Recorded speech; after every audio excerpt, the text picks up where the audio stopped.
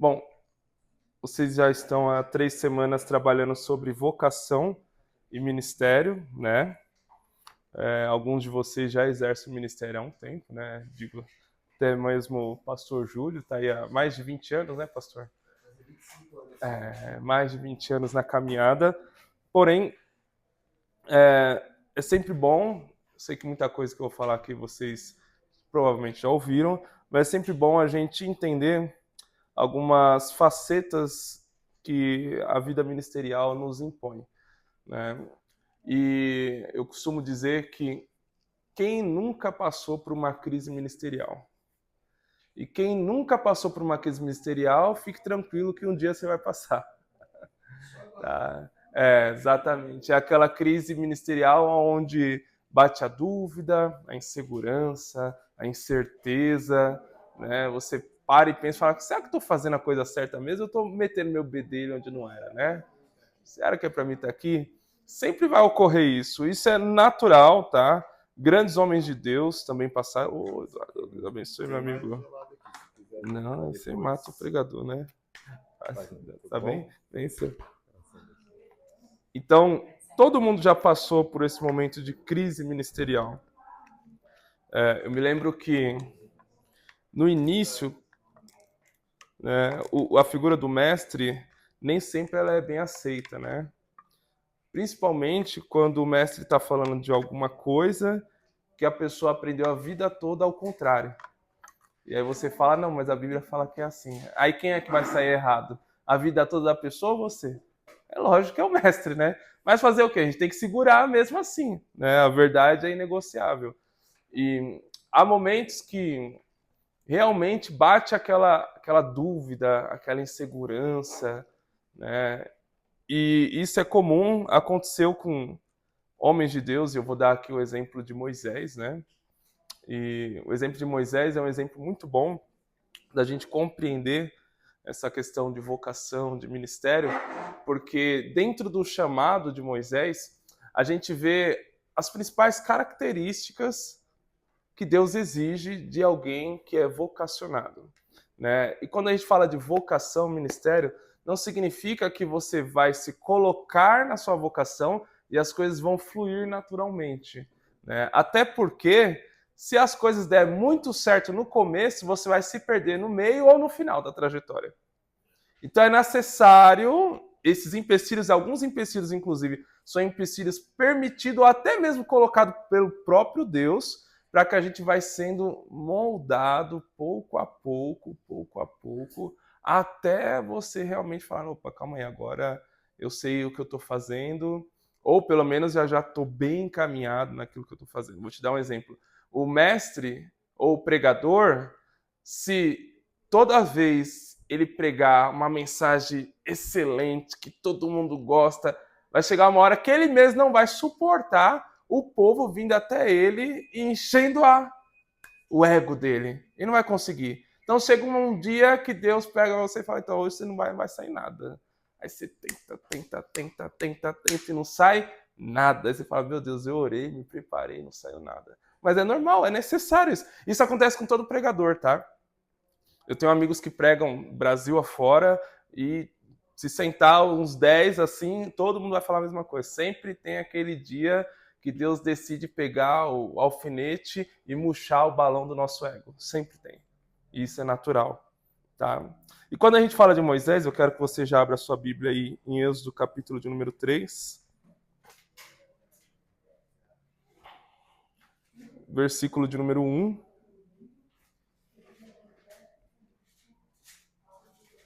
Paz do Senhor, tudo bem?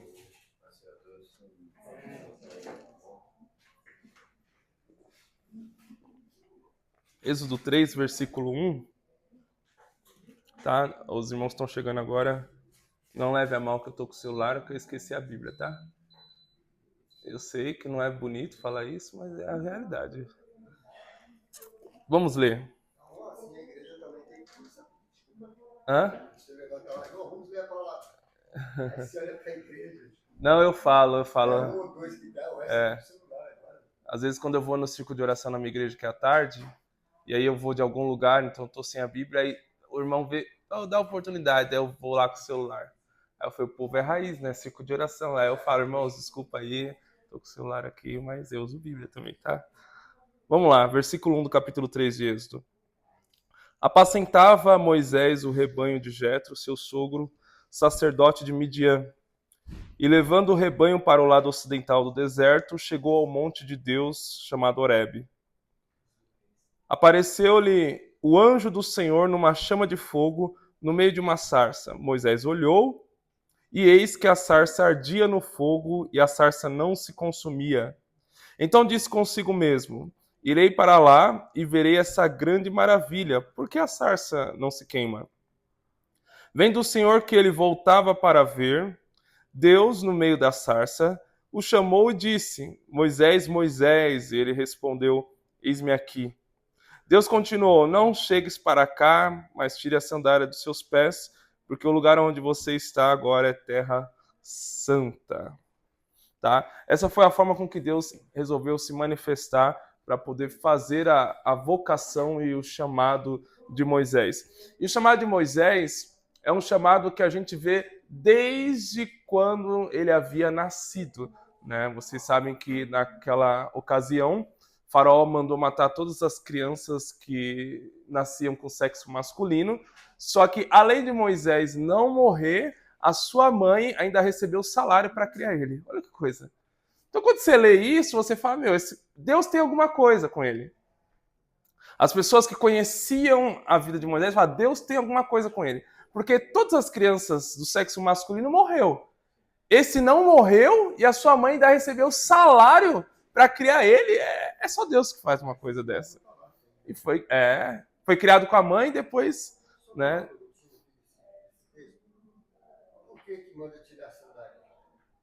Não, eu vou tocar nesse ponto. Vou tocar. Então, veja bem, só aí a gente já vê que Moisés era um homem vocacionado por Deus para alguma coisa, tá? E é natural. Existem pessoas que eles descobrem a vocação desde o ventre. Desde o ventre. Eu vou te dar um exemplo meu. Eu fui profetizado quando minha mãe ainda nem sabia que estava grávida. Então, a irmã da congregação falou quem eu ia ser, qual seria o meu ministério, o que eu ia fazer. Minha mãe nem sabia, depois que ela foi saber que estava grávida. Existe vocação que acontece desde o ventre. Porém, existe vocação que a pessoa chega numa determinada idade e ela não sabe qual é a sua vocação. Ela tem dúvida, ou ela não tem nenhuma perspectiva de vocação, de chamado ministerial. E ela vai entender e descobrir isso conforme ela vai se envolvendo nos trabalhos da igreja local. Não tem segredo, tá? Não tem fórmula mágica. Não, mas tem que fazer jejum e oração no monte. Não tem fórmula mágica. É se envolver, colocar a mão na massa e você naturalmente vai ser despertado para uma determinada área, para um determinado chamado. Você vai sentir o seu coração arder para determinada vocação dentro do serviço da igreja local. E tem muito serviço na igreja local. Porém, quando nós vemos aqui Moisés, a gente vê que Moisés tinha tanta convicção da sua vocação que ele ainda com 40 anos, ele era príncipe no Egito, ele esboça uma reação para tentar ser o libertador do povo de Israel. Ele vai até a terra de Gossém, onde estavam os israelitas, e a intenção dele qual que era? Eu sou príncipe do Egito. Segundo Flávio Josefo, Moisés ele tinha muita moral com os exércitos egípcios. Teve uma guerra entre os egípcios e os etíopes, onde o filho de Faraó era o general de guerra. Ele foi para a batalha e perdeu a batalha. Só que Moisés, segundo Flávio Josefo, desde criança era um homem que manuseava muito bem a espada, já no palácio. Então, quando eles chegaram da derrota da batalha dos etíopes, falaram assim para Faraó: olha, seu filho perdeu a guerra. Mas a gente confia que esse jovem Moisés, que manuseia bem a espada, ele pode liderar o exército dos egípcios contra os etíopes. E Faraó colocou ele na frente do exército, ele foi para a batalha e venceu. Então ele não era só o príncipe do Egito, ele era um homem que tinha moral com os soldados militares do Egito, ele era um homem que tinha moral com a corte militar do Egito, ele tinha 40 anos, ele tinha vigor físico, ele tinha todas as possibilidades e probabilidades de ser o libertador de Israel naquele período. E ele acreditava muito nisso. Isso é bom? É ótimo, porque ele sabia da sua vocação. É por isso que ele vai para a terra de Gossém. Aí já é uma coisa, se qualquer resposta que eu te der vai ser uma resposta subjetiva, porque a Bíblia não apresenta nenhum motivo para isso. Na verdade, a gente nem sabe se ele era casado. Pode ser que seja, porque ele tinha 40 anos de idade, né? Então, veja bem, quando ele vai para a terra de Gossém, ele tinha a convicção da sua vocação. Aí a pergunta que vem é, calma aí, então, se estava tudo preparado, se ele tinha moral militar, moral no palácio, se ele era jovem, vigoroso, homem de guerra, segundo o sermão de Estevão, lá em Atos capítulo 7, versículo 34, Moisés era educado em todas as ciências do Egito. Ele conhecia de álgebra, ele conhecia de matemática, ele conhecia de engenharia, ele conhecia de táticas militares, ele conhecia de biologia. Todas essas ciências foram ciências que foram desenvolvidas no Egito. E Moisés conhecia tudo. Era um homem extremamente preparado. Quando a gente fala de vocação, a gente pensa assim, pô, primeiramente você precisa ter convicção do seu chamado, segundo, você precisa ser preparado, não é verdade? Não são duas coisas fundamentais? Moisés tinha as duas. E por que não deu certo? Essa é a pergunta. Já parou pra pensar nisso? Olha, se ele tinha convicção do chamado, se ele era preparado, por que ele não conseguiu com 40 anos ser o libertador do Egito? Tem alguma resposta aí? É o tempo de Deus, né? Tempo de Deus, direção de Deus, e aí? Ele era preparado na terra. Existe uma coisa que Deus, ele não abre mão. Do que ele não abre mão? Da sua glória. Quando Moisés vai para Gossém, em nenhum momento nenhum, ele consulta Deus. Quando Moisés vai para Gossém, ele vai somente com as perspectivas de que ele tinha as ferramentas todas preparadas na sua mão. E Deus não aparece. Você entendeu? Deus não aparece. E tem uma coisa que o seu chamado, o seu ministério só vai conseguir fluir é se você tiver dependência de Deus. Você pode ser a pessoa mais bem preparada, você pode ser a pessoa mais convicta do seu chamado, da sua vocação. Se você não tiver dependência de Deus naquilo que você vai fazer, esquece, filho. Vai ser frustração em cima de frustração. Até você entender que você precisa da dependência de Deus. Né? É comum, geralmente as pessoas chegam em mim e falam assim, pô, Tarcísio, você dá aula de teologia, então para você pregar é muito fácil. Eu falo, quem disse? Quem foi que falou isso para você? Quem disse que pregar é só você conhecer versículos da Bíblia? Quem disse que é isso? Quem disse? Está totalmente equivocado. Como algumas pessoas são equivocadas quando elas vêm para o seminário e pelo fato delas se formar em teologia, elas acham que elas vão subir num púlpito e vai ser tudo muito bem, obrigado. Não, já tenho conteúdo, tá tudo certo. Não, não é assim. Se fosse assim, estava muito fácil. Mas é necessário você ser dependente de Deus na sua vocação. Então, o único fato de Moisés, se ele desse certo, ele libertar o povo de Israel do Egito com 40 anos de idade, Deus não iria aparecer. A glória ia ser de Moisés. Os pontos ia ser de Moisés. Moisés poderia, depois na trajetória do deserto, olhar para o povo e falar assim, ó, vocês só estão aqui porque eu tirei vocês de lá. Eu tinha moral no Egito. Eu controlava o exército. Eu era o príncipe. Eu tinha o intelecto para isso. Eu tinha o vigor físico para isso. Fui eu que tirei vocês de lá. Vocês entendem? Aí olha o que Deus faz. Dá tudo errado. Ele vê lá o egípcio brigando com o israelita. Ele mata o egípcio. E quem que dedurou Moisés para Faraó? Foi os egípcios? Não, foi os israelitas, filho. Deu tudo errado. O cara teve que sair fugido para a terra de Midian. Detalhe, passa-se 40 anos. Você entende o sofrimento que esse homem passou por não entender o que é dependência na vocação? Só um detalhe, né? Parece que um detalhe muda tudo, mas muda mesmo. Um detalhe, ele não entendeu o que é dependência de Deus. Passou os 40 anos. Agora Moisés, ele está apacentando ovelhas que nem suas são. Moisés não tinha casa, irmãos. Ele morava na casa do sogro. Oh, pelo amor de Deus. Sabe o que é você morar na casa do sogro com 80 anos de idade? O cara não tinha patrimônio. Ele estava ali apacentando as ovelhas do sogro. Talvez o sogro olhou para ele assim, você é tão derrotado, filho, que eu vou te emprestar umas ovelhas para você apacentar, porque senão você não vai ter nem o que dar de comer para minha mulher e para meus netos. Imagine a derrota. Nem imaginou? E aí, quando ele está totalmente abatido, ele não tinha vigor físico, os soldados que ele conhecia provavelmente já tinham morrido ou já estavam aposentados, os conselheiros da corte de Faraó talvez também já tinham morrido, ele já não tinha moral no Egito. Aí é nesse momento que Deus aparece para ele e fala assim, ó, agora sim, agora eu vou pegar a sua convicção do chamado, agora eu vou pegar a sua preparação e vou usar na minha dependência. Aí acabou, filho. É por isso que dá certo. Quando a pessoa entende o que é vocação, entende o que é chamado, não tem como dar errado. Então, veja bem, a primeira coisa que nós devemos lembrar aqui é que se você quiser ser bem-sucedido na sua vocação e no seu chamado, você precisa entender que não basta preparação e nem convicção. Tem que ter dependência de Deus, tá? E agora vamos analisar um pouco mais esse texto aí de Êxodo, capítulo 3, tá?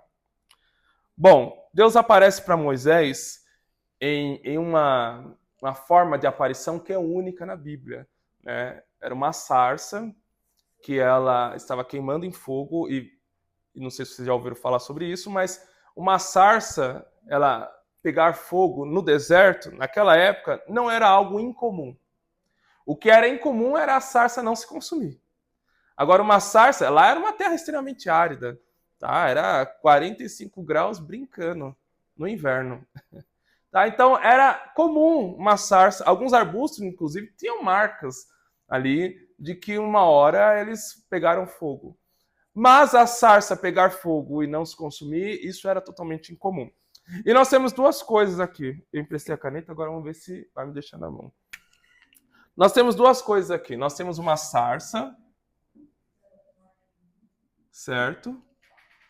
Nós temos o fogo de Deus sobre essa sarça. E nós temos depois a voz de Deus que ecoou da sarça, certo? Maravilha. Essa sarça aqui, na manifestação de Deus, ela pode ser muito bem comparada comigo e com você. Nós somos também como sarças de Deus em meio a uma geração. Só que veja bem, olha, quando Moisés ele tem a visão de Deus na sarça, o que chamou a atenção de Moisés? O fogo.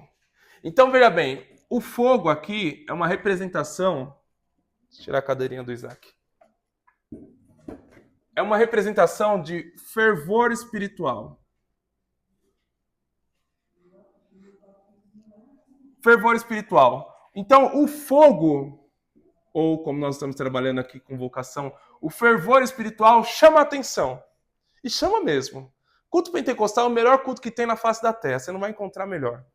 E chama a atenção. É gostoso. Você pega um batista, um presbiteriano, e você coloca ele em meio a um louvor pentecostal bíblico, quando a presença de Deus se manifesta, você vai ver, olhar para a cara dele e estar espantado assim, porque ele nunca sentiu aquilo. Nunca sentiu. É o melhor culto que tem. O fogo chama a atenção. Certo? Mas o que fez Moisés discernir que aquele fogo era Deus? A voz que saiu.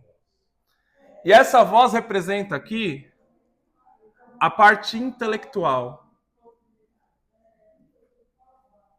Tá? E são duas coisas que a gente precisa equilibrar no ministério: fervor espiritual e intelectualidade. Enquanto o fogo, o fervor espiritual atrai, o que fez Moisés perceber Deus foi a voz que ecoou de dentro da sarça. Enquanto o fervor espiritual causou em Moisés curiosidade, o que trouxe discernimento foi a voz que ecoou da sarça. Vocês entendem por que tem muita gente na vida ministerial que ela é fervorosa, mas ela não tem entendimento? Ela é fervorosa, ela gera atração, mas quem se aproxima dela não vai conhecer quem é Deus, Porque quem demonstra quem é Deus e dá a percepção de quem é Deus é a voz que ecoa da sarça, não é o fogo. Se você não equilibrar fervor espiritual e vida intelectual, eu costumo brincar dizendo que é um crente saci pererê de uma perna só. É muito difícil. É muito complicado. É por isso que, antigamente, os círculos de oração cresciam muito, porque as irmãs eram fervorosas, analfabetas, mas citavam uma pancada de versículo bíblico de cabeça.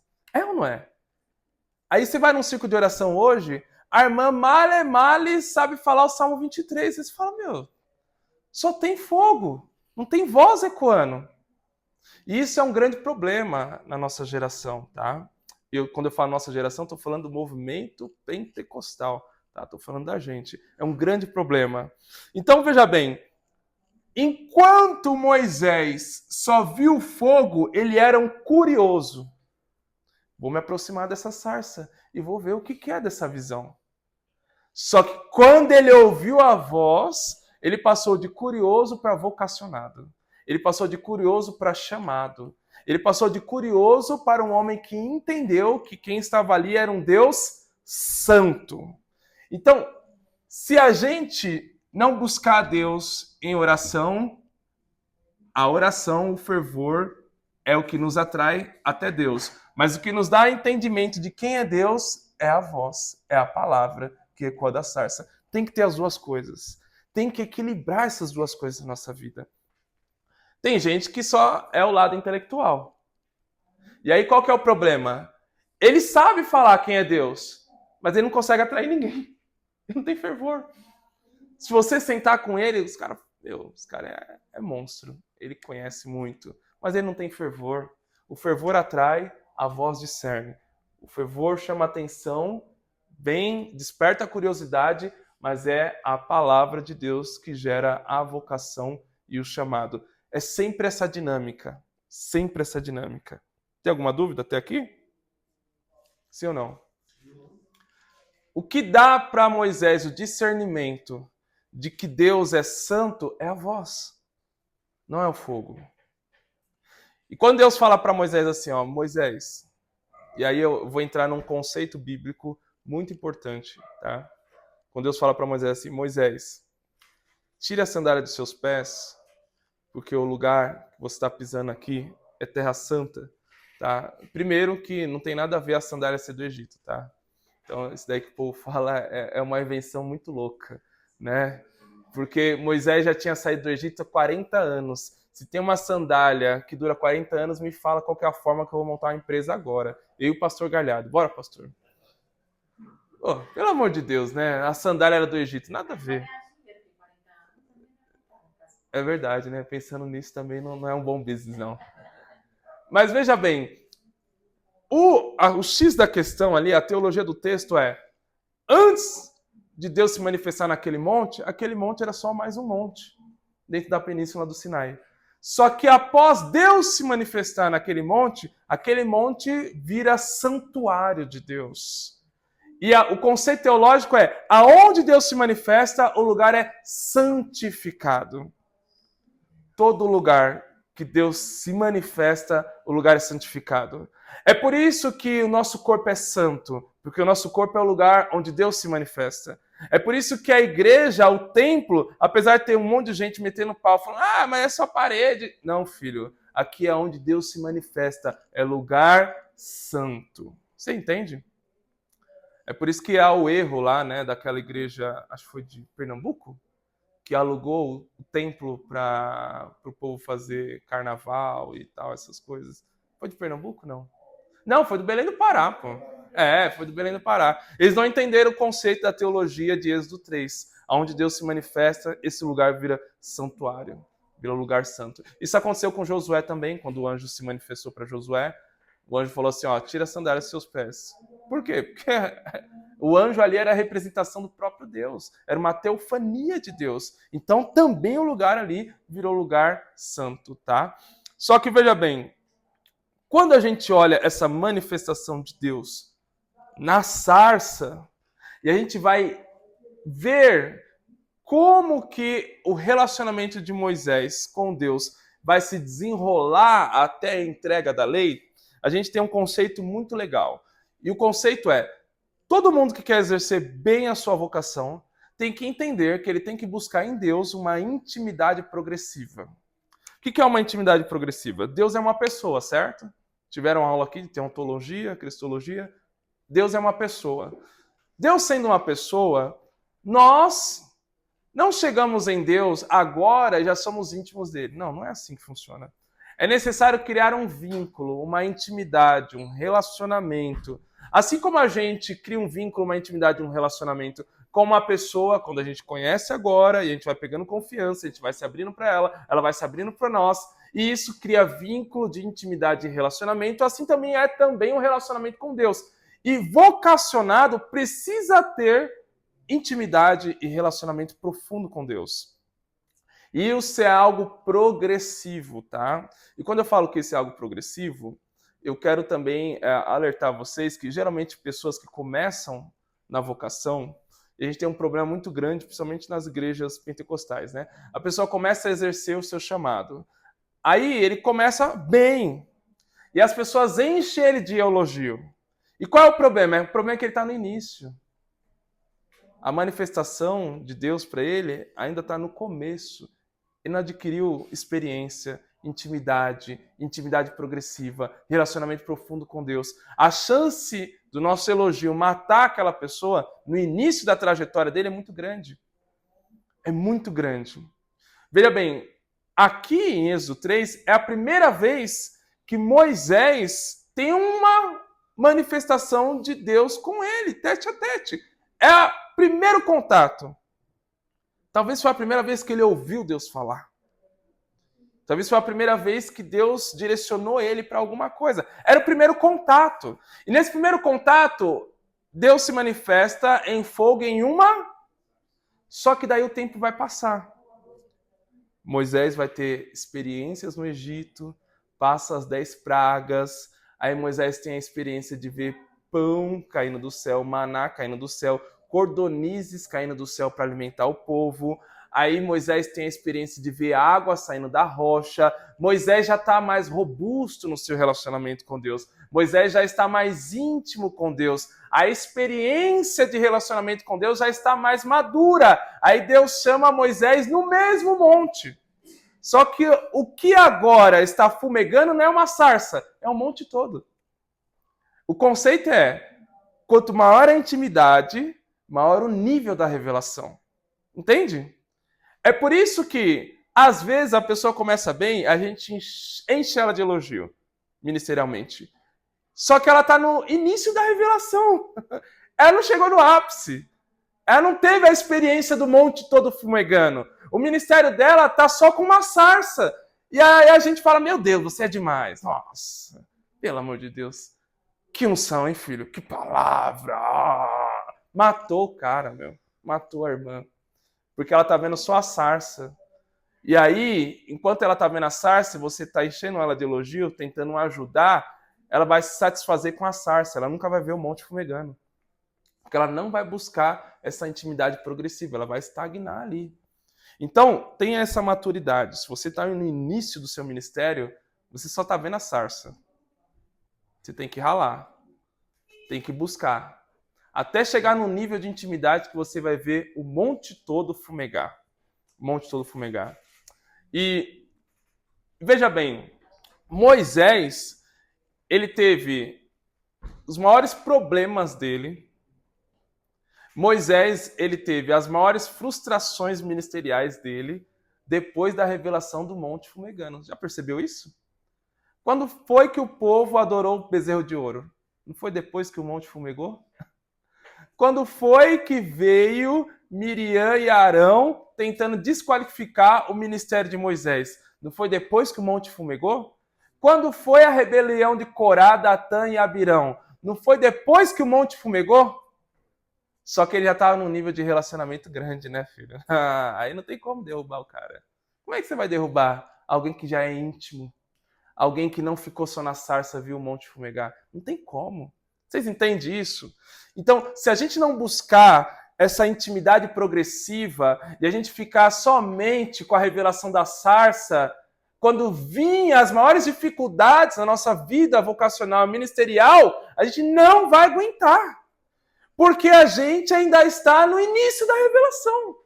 A gente está acostumado com uma sarça. E é necessário buscar um relacionamento profundo, a ponto do monte fumegar. Aí quando surgir a Miriam e Arão, querendo falar que você é desqualificado, você vai se manter de pé. Aí quando vir do Corá, Datã e Abirão, tentando desqualificar o seu ministério e rebelar para o trabalho que você está exercendo, você vai se manter de pé. Porque você entendeu já toda a revelação. Estão comigo? Dúvida até aqui? Sugestão? Estou muito rápido? Muito lento? Mas, como eu disse, se você não teve crise ministerial e vocacional, fique tranquilo que um dia você vai ter. Quando ele estava no Egito, 40 anos, já sabia que ele tinha a mãe dele, que era o irmão dele? Sabia. Já tinha se contado? Sabia porque ele foi criado, né? Se eu não me engano, até, eu não sei se foi 11 anos de idade, mas foi por aí. Ele foi criado pela mãe, então ele sabia muito bem quem que eram os seus parentes.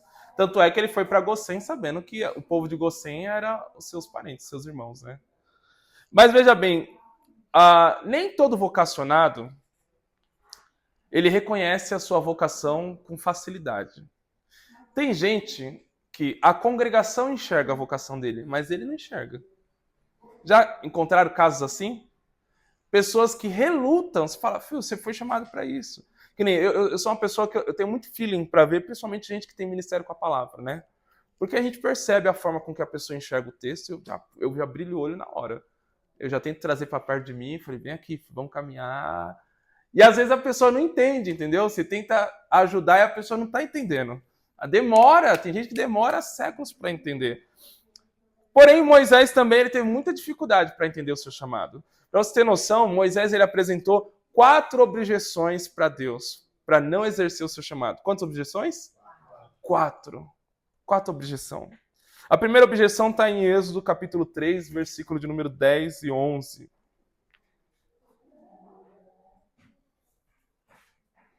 Olha o que Deus vai dizer para ele depois da revelação da sarça. Ó.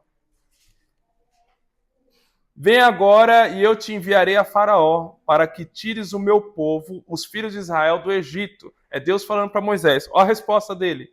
Então disse Moisés a Deus, quem sou eu para ir a Faraó e tirar do Egito os filhos de Israel? Primeira objeção.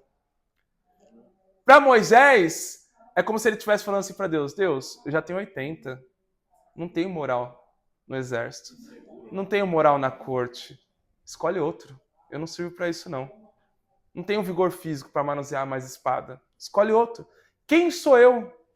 E, às vezes, a gente tem... Eu chamo isso de crise do vira-lata, né? O que é a crise do vira-lata? É quando a pessoa olha para si mesma e fala, eu não sirvo para isso, não. Todo mundo está enxergando. Às vezes ela já foi até consagrada, mas ela não se enxerga vocacionada. E aí ela faz esse tipo de questionamento. Quem sou eu? E ela começa a fazer um checklist de todas as suas desqualificações na mente dela, que ela não tem para o ministério ou para o chamado que ela foi chamada para exercer. Só que aí a resposta de Deus é uma resposta simples, clara e objetiva no verso número 12. Deus fala assim, ó, eu serei contigo. Era como se Deus estivesse falando assim, ó, eu não estou dependendo de você. Não é sobre você a vocação. A vocação é sobre mim, filho. Sou eu que dou. É eu que vou fazer acontecer.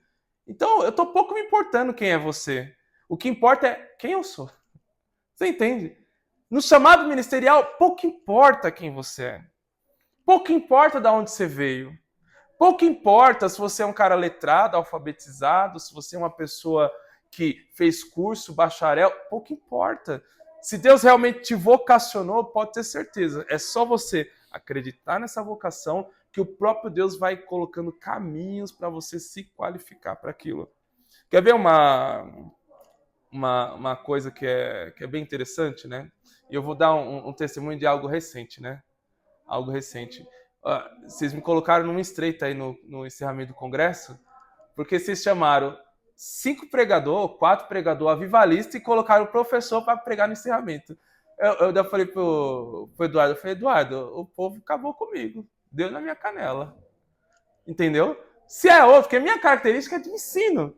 Entendeu? Eu não sou aquele pregador avivalista e tal. Aí eu falo, mas se eu sou um cara que tem a síndrome do vira-lata, eu falo, meu, vou lá. Caramba, os avivalistas já veio, todo mundo, né? Agora eu vou lá, com característica de ensinador, não vai dar em nada. Isso é síndrome do vira-lata. Mas aí a convicção que a pessoa tem que ter assim, não é sobre mim, não é sobre a minha característica, é sobre o Deus que está atrás de mim, que está comigo. Você entendeu? É o Deus que está comigo. E a gente tem que ter muita convicção disso, tá? Isso é muito importante. É mais importante do que a questão técnica, às vezes, tá? Porque a questão técnica, quando eu falo questão técnica, é mais ou menos assim. Tem um problema, principalmente para quem exerce o ministério pastoral, tem um problema muito sério. Um obreiro caiu com uma jovem da mocidade. Isso é um problema escandaloso. Isso daí, para gerar uma celema na igreja, é rapidinho. O cara vai quebrar a cabeça para resolver. Se ele... Só que ele é uma pessoa que ele teve práticas ministeriais no seminário. Existe uma matéria só relacionada a isso.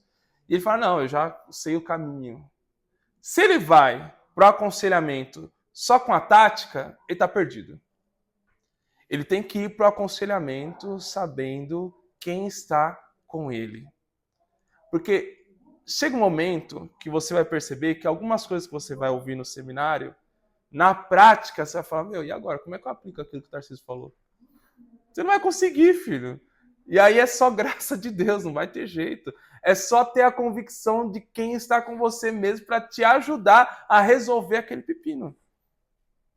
Eu já peguei cada coisa, assim, situação bem complicada. Tipo, mandaram um pastor para uma igreja setorial, onde eu era um dos dirigentes, e esse pastor estava com um processo já em terceira instância de lavagem de dinheiro.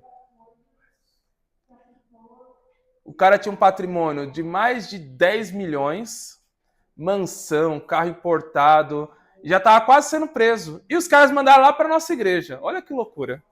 E a nossa igreja já em frangalhos. E aí, o nosso tesoureiro jogou o nome dele no Google, que ele era um pastor presidente de Pindamonhangaba, um campo gigante. Pô, o que esse cara está fazendo aqui? Alguma coisa está errada. Quando jogou lá, tem Jus Brasil, já viram? Que é onde tem vários relatórios de processo. Apareceu um monte do cara.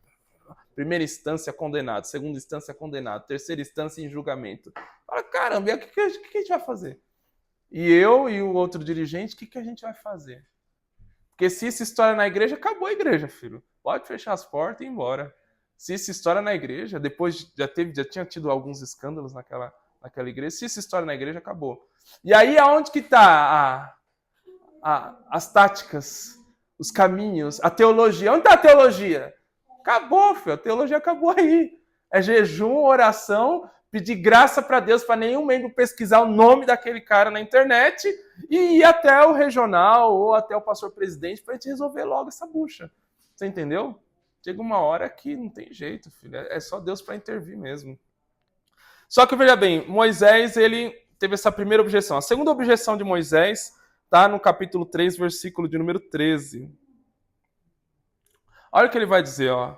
Disse Moisés a Deus, eis que quando eu vier aos filhos de Israel e disser, o Deus de vossos pais me enviou a vocês, eles vão me perguntar, qual é o nome dele? E eu direi o quê? Essa objeção que Moisés está apresentando aqui, é como se ele estivesse falando assim, ó, Deus, todos os deuses no Egito têm nome. Todos eles têm nome. Então, o povo que o Senhor quer resgatar de lá está acostumado a chamar um Deus pelo nome. Então, qual eu vou falar que é o teu nome para eles? Porque eles vão me perguntar. Você acha válida essa objeção, sim ou não? Parece ser lógica, né? Eles estão acostumados com deuses que têm nome. Então, Moisés queria apresentar também Deus com um nome. Parece ser lógico, mas não é. Porque todo mundo que estava ali no Egito, que era israelita, sabia que desde Abraão, Isaac e Jacó, Deus nunca tinha se apresentado com um nome. Sabe o que Moisés estava fazendo aqui? Vou falar bem rasgado, metendo louco. Ele estava com medo da vocação. Ele estava com medo do chamado. E ele lança essa objeção. É por isso que Deus dá essa resposta, eu sou o que sou. Tá? Eu sei que a gente trata de forma bonita, mas é uma resposta áspera de Deus. Sabia disso? Era como se Deus estivesse falando assim, ô filho, você sabe que eu não tenho nome, só fala para eles que eu sou. Acabou. Eu sou o único. Eles sabem que eu sou o único. Só fala que eu sou. Então, veja bem, Moisés, ele tenta apresentar uma objeção que ele sabe que não é uma objeção. Todo mundo que era israelita, que estava em Gossém, dentro do Egito, sabia que Deus não tinha nome. O problema é que, às vezes, para a gente fugir da vocação, a gente encontra objeções que são verdadeiras na nossa própria cabeça. Já parou para pensar nisso? A pessoa, ela tem tanta síndrome do vira-lata que ela tenta encontrar objeções para argumentar com Deus, só que essas objeções só estão na mente dela. E ela sabe que é mentira, mas ela tenta se apegar àquilo para tentar fugir do chamado. Isso é complicado, né? Tá vendo que você não é o único? Ó, Moisés aqui, ó. Por isso que eu tô pegando Moisés como exemplo. Que é pra gente ficar mais maleável, falar assim, ó, Jesus, eu não sou o único. Moisés também passou por isso. Só que ele teve a terceira objeção. Capítulo 4, verso 1 a 9. E essa terceira objeção é muito importante. Por quê? Moisés vai dizer assim, ó. Olha, Deus, mas eles não vão crer em mim. Eles vão dizer assim, ó, você não ouviu a voz de Deus. Deus não apareceu para você. Porque ele está dizendo assim, ó, por mais que eu vá lá, eu acredito que o Senhor é comigo, por mais que eu vá lá e falo que o Senhor é o eu sou, eles podem olhar para mim e dizer assim, a gente não acredita que você ouviu a voz de Deus. E aqui, veja bem, aqui mostra uma coisa que a maioria das pessoas tem. Medo de pessoas. Medo da opinião popular. Medo do que as pessoas vão falar dele. Medo do que as pessoas vão falar do trabalho que ele está exercendo. Medo do que as pessoas vão falar da pregação que ele fez, do ensino que ele fez. Medo da opinião popular. Isso é terrível.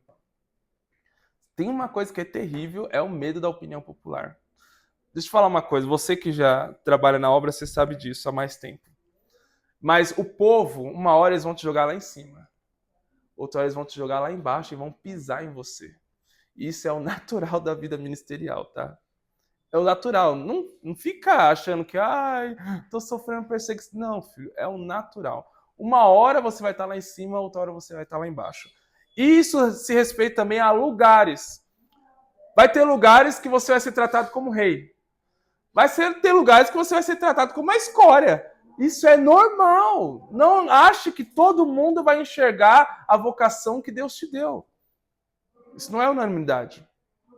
Tem pessoas que não gostam de ouvir o Hernandes Dias Lopes. Não entende? Eu já vi gente criticar o cara. O Hernandes? Não curto ouvir, não. Pô, isso é normal, tá? Sempre vai ter as pessoas para vir com objeções contra a sua vocação, contra o seu ministério. É por isso que é necessário que, antes de você exercer o ministério, você tenha um encontro com Deus na sarça. É necessário. Porque ninguém pode desqualificar a voz que você ouviu e aquilo que você viu que Deus te vocacionou. Não tem como. Não tem como. Tá? Então, veja bem. E Moisés, ele vai apresentar essa objeção para Deus. E Deus vai falar assim, tá bom. Se eles forem contra a vocação que eu dei para você e as palavras que eu coloquei na sua boca, então você vai contra-argumentar as objeções deles com sinais. Percebe isso? Como que eu vou argumentar com o povo? Eu vou abandonar o trabalho? Vou abandonar a vocação? Vou abandonar o ministério? Não! Deus vai te dar sinais que a sua vocação é verdadeira. Qual é o primeiro sinal? O que tem na tua mão, Moisés? Cajado, joga na mão, joga no chão. Cobra, pega na cauda, vira cajado de novo. Se eles não acreditarem nesse sinal, tem um segundo sinal. Põe a mão no peito, leprosa. Põe a mão no peito de novo, mão sã. E aí Deus fala para ele, versículo de número 9. Se eles não acreditarem nesses dois primeiros sinais, toca na água para que as águas virem sangue. Então, Deus conhece o povo para quem a gente está servindo. Deus conhece. Deus sabe que a gente pode ter convicção de vocação, a gente pode estar preparado, mas a gente pode ser rejeitado mesmo assim. A gente pode ser rejeitado. E é por isso que você precisa pedir na sua vocação ministerial sinais de Deus. Porque contra os sinais de Deus, ninguém pode meter o bedelho. A pessoa pode ser levantada como evangelista e todo mundo ir contra ela. Mas se ela sair para evangelizar, ganha uma família, ganha outra, todo mundo vai ter que calar a boca. É sinais. As pessoas podem ir contra o ministério pastoral de alguém, mas quando ele pegar uma pessoa que está com uma situação extremamente complicada, que todo mundo corre para não se aproximar, porque não tem o que aconselhar, e ele consegue trazer aquela pessoa, moldar aquela pessoa, restaurar aquela pessoa com a ajuda de Deus, é sinal. Ninguém vai poder falar, você não é vocacionado para o ministério pastoral. Não, tem sinal. É por isso que Paulo olha para a igreja de Filipos e ele fala assim, vocês são a coroa do meu ministério. Isso é muito lindo, irmãos. Era como se fosse assim, Paulo, na cidade de Corinto, levantou alguns sofistas que estavam tentando fazer o quê? Estavam tentando desqualificar o ministério apostólico de Paulo. E se você ler a segunda carta aos Coríntios, é Paulo em toda a carta defendendo a sua vocação apostólica. É por isso que ele dá a visão, conheço um homem que se no corpo não sei, se fora do corpo não sei, foi ao terceiro céu. O que ele está fazendo? Ele está colocando assim, esta aqui é a chancela do meu apostolado. É os sinais. Eu tenho sinais. Ele chega a falar para os judeus, dizendo assim, não me importune. Carrego comigo as marcas de Cristo. Eu tenho sinais. Eu tenho obras. Tenho fruto para apresentar. E ele fala para a igreja de Filipos, vocês são a coroa do meu ministério. Se alguém vir contra o meu ministério apostólico, eu apresento vocês como sinal e como fruto do meu ministério. E nós precisamos desses frutos. Nós precisamos desses sinais de Deus no nosso ministério. Nós precisamos disso. Porque, pasmem, vai ter pessoa que vai querer colocar o bedelho na tua cara e falar, eu não creio que você é vocacionado para isso. Eu não acredito no seu chamado para isso. Ela pode até não falar, porque hoje as pessoas são meio covardes, né? Ninguém fala na tua cara. Mas elas fazem aqueles grupinhos e vão disseminando a informação. Né, que hoje a moda é essa. Elas vão disseminando a informação, desqualificando a sua vocação. E aí, se você não tem sinais, fica muito difícil você contra-argumentar, certo? Só que existe a quarta objeção de Moisés. Já deu o sinal do intervalo? Não. Que hora que é agora? 8? Tá. Quarta objeção de Moisés. Está aí no versículo 10 e versículo de número 12. Então Moisés disse ao Senhor, Senhor, eu nunca fui eloquente. Isso aqui é o que a gente mais ouve, né? Eu nunca fui eloquente, nem outrora depois que falasse a teu servo, pois sou pesado de boca e pesado de língua. Né? Respondeu o Senhor, quem fez a boca do homem? Ou quem faz o mudo ou o surdo? Ou que vê, ou cego, não sou eu, o Senhor? Isso aqui, se você puder pegar, anotar, grava, faz uma tatuagem, que isso é muito importante. Tô brincando, tatuagem não, tá? Mas isso aqui é muito importante, tá? O quê? A vocação nem sempre vai ser estética. Como assim, Tarcísio? Nem sempre o seu chamado vai ser aquele algo belo que todo mundo vai ver. Vou dar o exemplo da vocação pastoral, tá? Tem pessoas que têm vocação pastoral, mas ele não sabe pregar. Não sabe pregar, mas tem vocação pastoral. O pastor precisa conhecer a Bíblia. Conhecendo a Bíblia, ele vai saber instruir o povo, certo? Agora não significa que ele vai ser um bom orador. Não significa que ele vai ser um bom pregador, que ele vai pregar e todo mundo, que maravilha ouvir esse cara pregando. Não, não é. Na verdade, eu conheço mais pastores que não sabem pregar do que pastores que são bons pregadores. Mas a margem assim é gigante, é 80% contra 20. 80 contra 20. Entendeu? Eu posso falar disso porque na itinerância, né, a gente passa por N lugares, ministérios diferentes. Então, nem sempre a pessoa vai ter um ministério estético. O que é o ministério estético? Todo mundo olha e fala, meu Deus, quando esse cara fala, é muito lindo. A forma com que ele explica, nem sempre. Só que daí, o que precisa ter?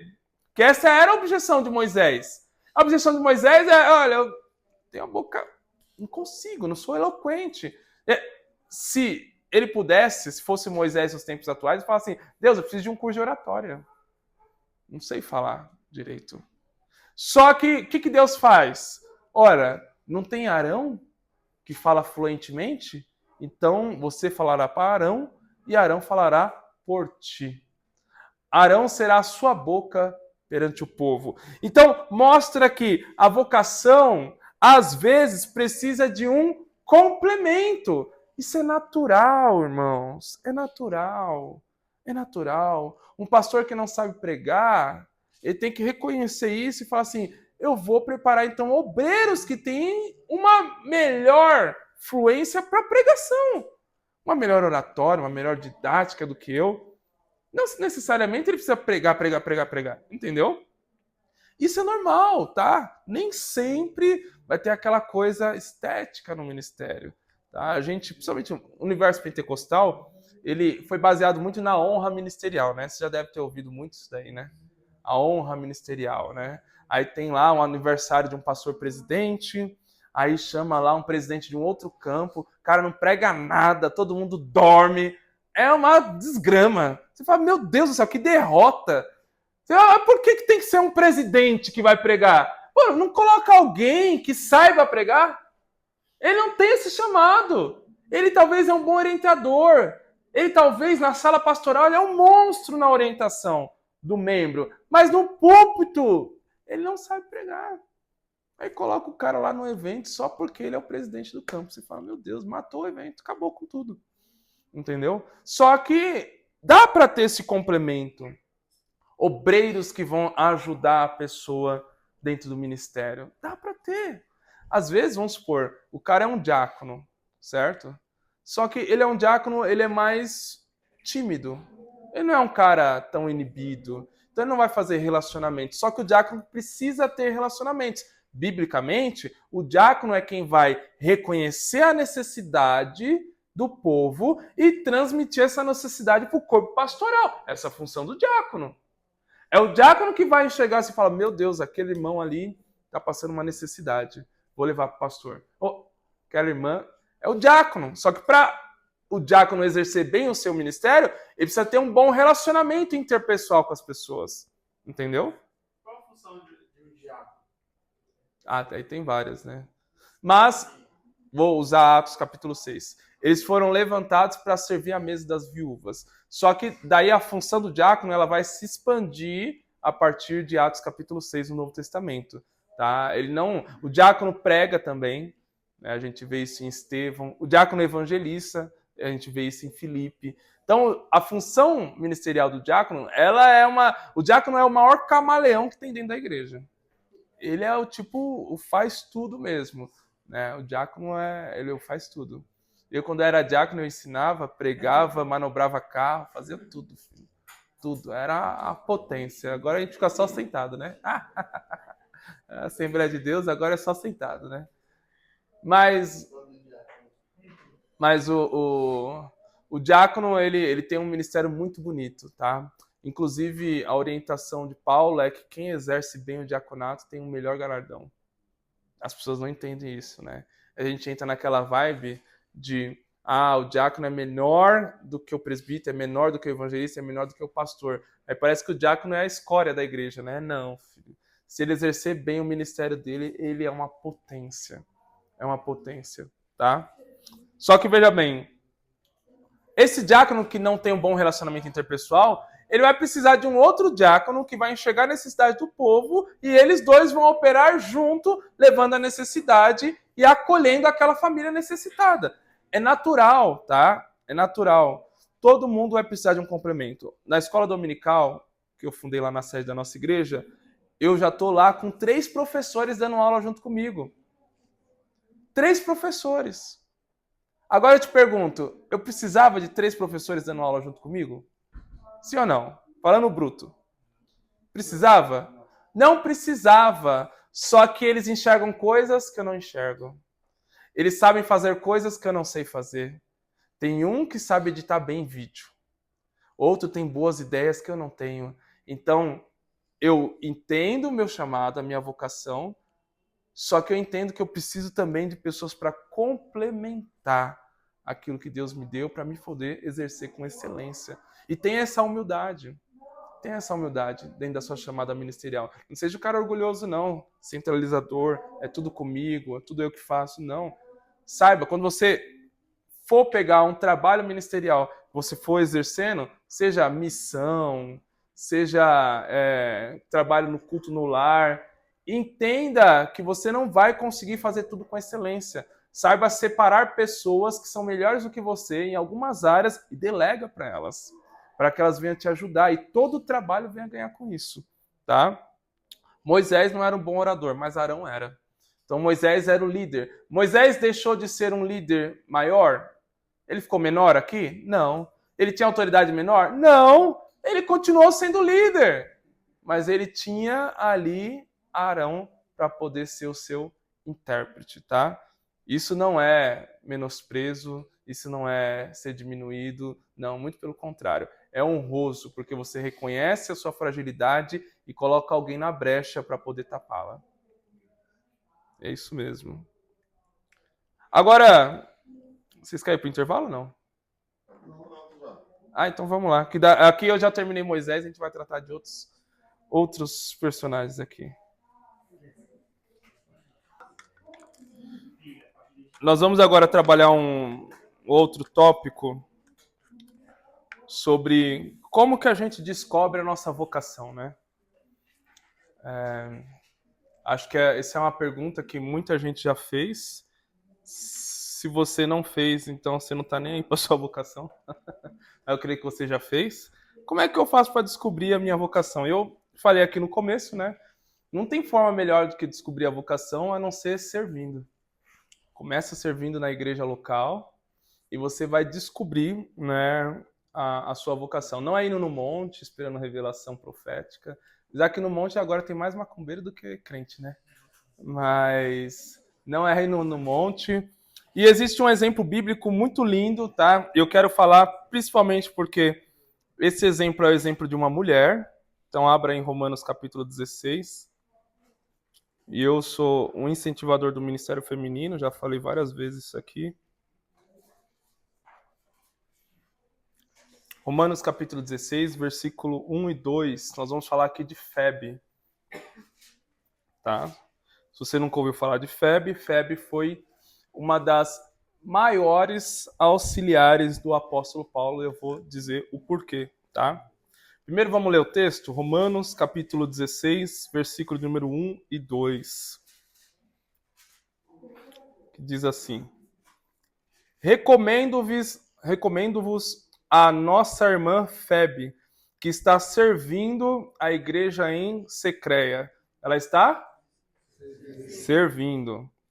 Para que recebais no Senhor como convém aos santos, e a ajudeis em tudo que de vocês vier a precisar, porque tem sido protetora de muitos, inclusive de mim. Tá? Quem que era essa mulher chamada Febe? Bom, Paulo, ele usa uma expressão que Febe era protetora. O que era protetora? Bom, nos tempos do apóstolo Paulo, existia uma classe social no Império Romano chamada dos patronos. Alguém já ouviu falar sobre isso, não? Os patronos. Quem que eram os patronos? Patronos eram homens ou mulheres da alta sociedade do Império Greco-Romano. Eram pessoas que tinham muita condição financeira. E o que eles faziam? Eles financiavam, eles emprestavam dinheiro para pequenos comerciantes da região.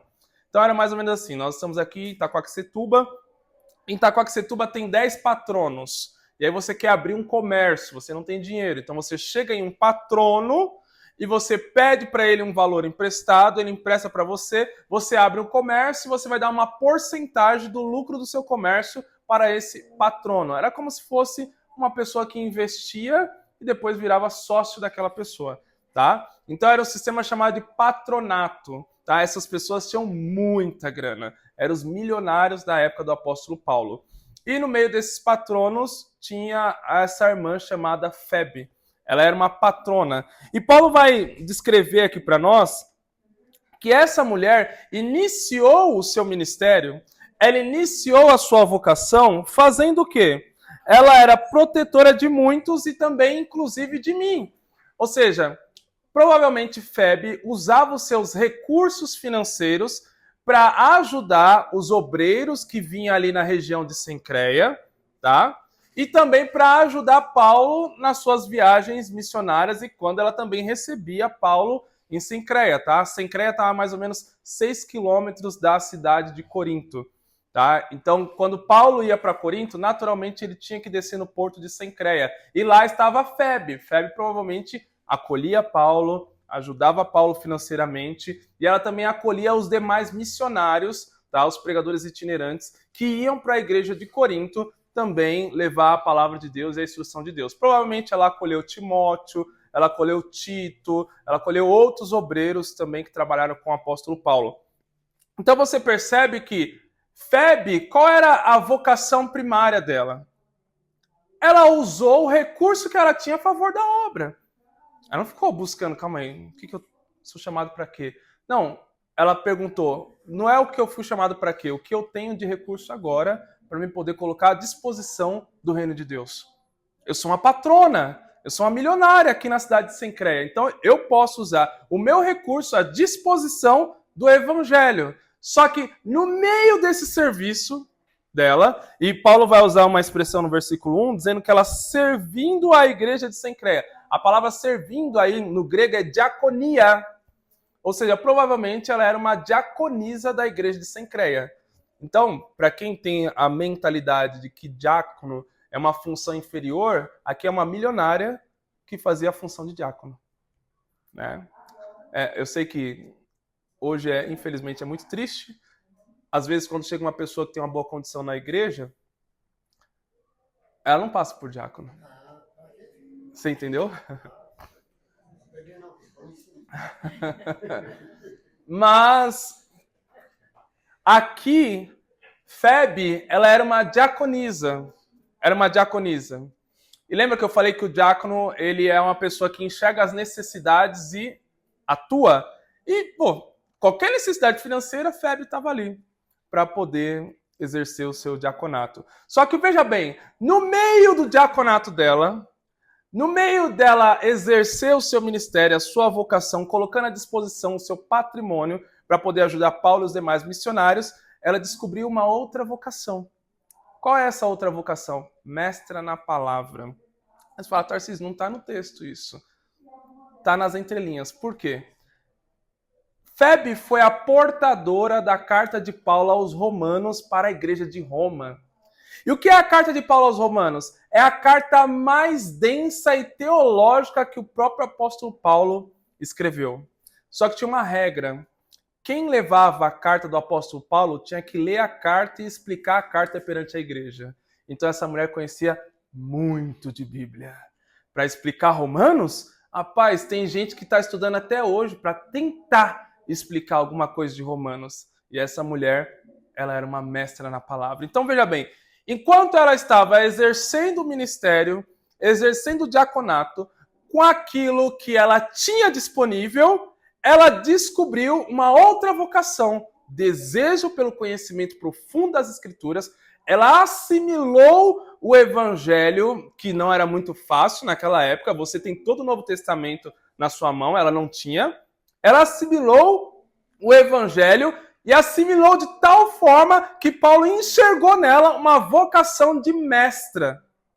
Paulo tinha Timóteo, Paulo tinha Tito, Paulo tinha Apolo, Paulo tinha Barnabé, Paulo tinha N homens que ele poderia enviar. Mas ele falou, não, quem está preparado para essa missão é Febe.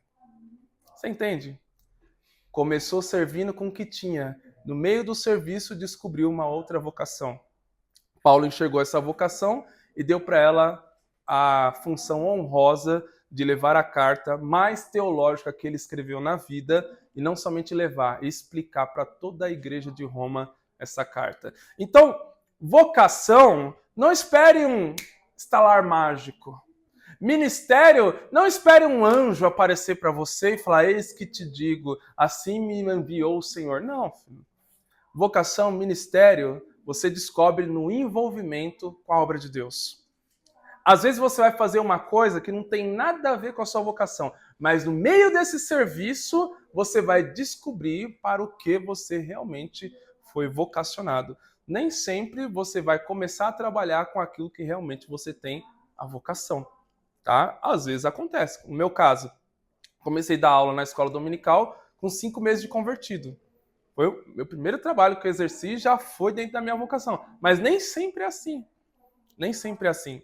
Então, assim, para você que é pastor, já passou por esse período, né? Já é obreiro consagrado, você deve pegar essa informação e você deve transmitir para os novos obreiros. Os obreiros estão começando agora.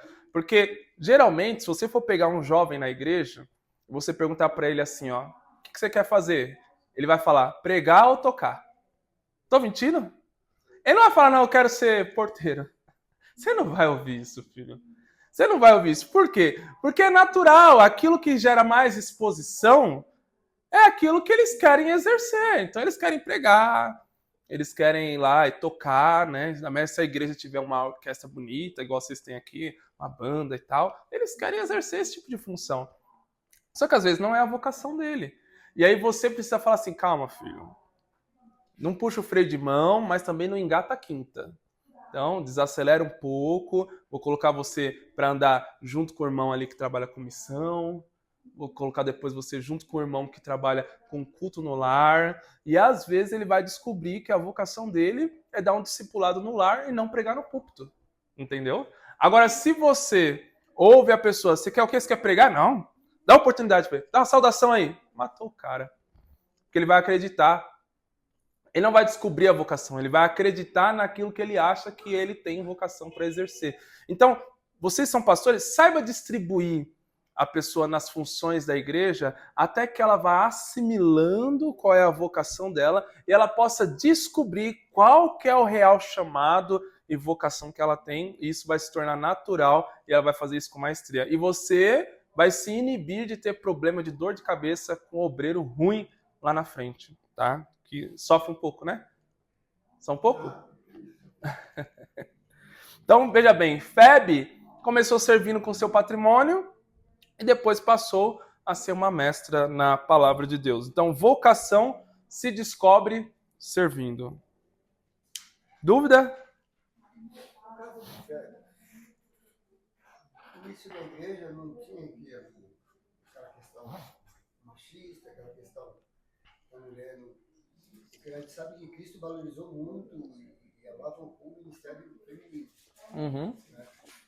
E assim, a igreja, como que a igreja olhava, Paulo falando agora para os obreiros sobre isso aí? Então, veja bem, essa questão das mulheres vinha muito por conta das... existia no mundo greco-romano, principalmente com a deusa, nos templos da deusa Afrodite, as prostitutas cultuais, né? Quem que eram essas mulheres? Essas mulheres eram mulheres versadas na filosofia, tá? Elas não simplesmente eram ali prostitutas cultuais no templo de Afrodite, não.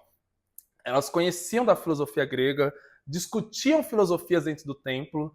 Então essas mulheres eram influenciadoras, tá? Então, principalmente na cidade de Éfeso, que era a cidade onde estava o grande templo de Afrodite, né, o da deusa Diana, que era o nome romano da deusa, principalmente nessa cidade e também na cidade de Corinto também, que tinha templos de outras deusas também, que também tinha a mesma metodologia, as mulheres ali eram versadas na filosofia, também prostitutas cultuais. Nessas duas cidades especificamente, as mulheres que ensinavam homens eram mal vistas, porque quem ensinava homens dentro dos templos eram as prostitutas cultuais. Então, a mentalidade tanto do povo de Éfeso como do povo de Corinto é, calma aí, se a gente aceitar a instrução de mulheres dentro da igreja, nós vamos estar se igualando ao que acontece no templo da Diana, ao que acontece no templo De Afrodite. E essas mulheres eram chamadas também de tagarela, tá? Porque elas eram boas. Elas eram boas. Boa, ó, o machismo aí, ó. Olha aí, ó.